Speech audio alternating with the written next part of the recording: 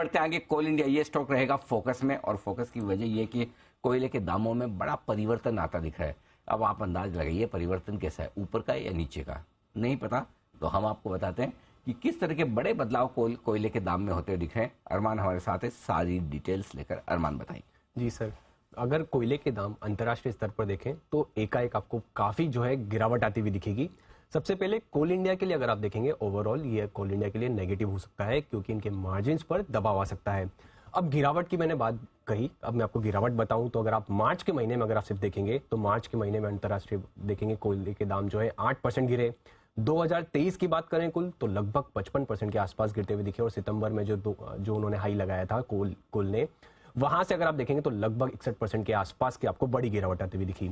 अब इनके लिए क्यों नेगेटिव है, देखिए अगर आप देखेंगे हर एक क्वार्टर का जब रिजल्ट आता है उसके बाद कंपनी इन्वेस्टर प्रेजेंटेशन देती है, तो अगर आप कुल 9 मंथ्स FY23 का अगर आप देखेंगे, कंपनी ने ई ऑक्शन के जरिए लगभग 46 मिलियन टन जो है वो कोयले जो है वो बेचे हैं। वो अपडेट्स भी आ जाएंगे जैसे Q3, Q2, Q1। यहाँ पर जैसे Q3 में आपको दिखेगा लगभग 15 मिलियन उन्होंने बेचा था, Q2 में लगभग 10 मिलियन, Q1 में लगभग 21 मिलियन। अब ये जो बेचा है, अब ई ऑक्शन में भाव क्या होता है, भाव जिस हिसाब से अंतर्राष्ट्रीय स्तर पर रहता है उस हिसाब से ई ऑक्शन के भाव भी इनको मिलते हैं। और उसी के लिए अगर आप देखेंगे इन्वेस्टर प्रेजेंटेशन में उन्होंने ये भी क्लैरिटी दी कि जो FSA एग्रीमेंट होता है, एग्रीमेंट के हिसाब से जो प्राइसेस रहती हैं वो ज्यादातर फ्लक्चुएट नहीं होती है, वो आपको दिखेगा 1470 या 1400 के आसपास ही रहेगी। और उन दोनों के भाव में काफी बदलाव है। जैसे Q3 की अगर आप बात करेंगे तो FSA में 1482 प्रति टन था, पर ई ऑक्शन में भाव उनको 5000 के आसपास मिला।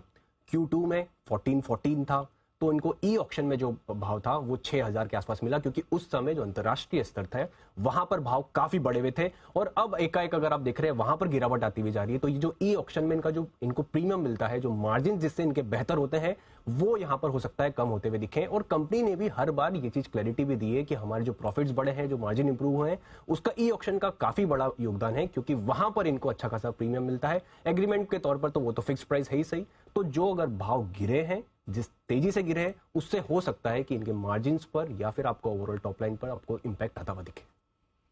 तो आप कह रहे हैं जो अब तक ई ऑक्शन के रियलाइजेशन का फायदा मिल रहा था वो अब चला जाएगा। बिल्कुल, क्योंकि वो भाव लगातार गिर रहे हैं, तो जो ई ऑक्शन में इनको प्रीमियम मिल रहा था, और प्रीमियम भी ऐसा नहीं 1400 और 5000, ई ऑक्शन में 5000 प्रति टन पे बिक रहा था, और FSA एग्रीमेंट जो सिर्फ 1400 का ही है। कितना आ गया ई ऑक्शन?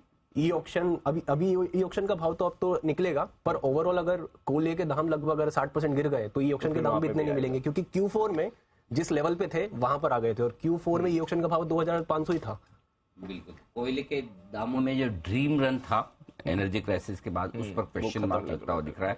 ऊपरी स्तरों से दाम काफी तेजी से घटते हैं।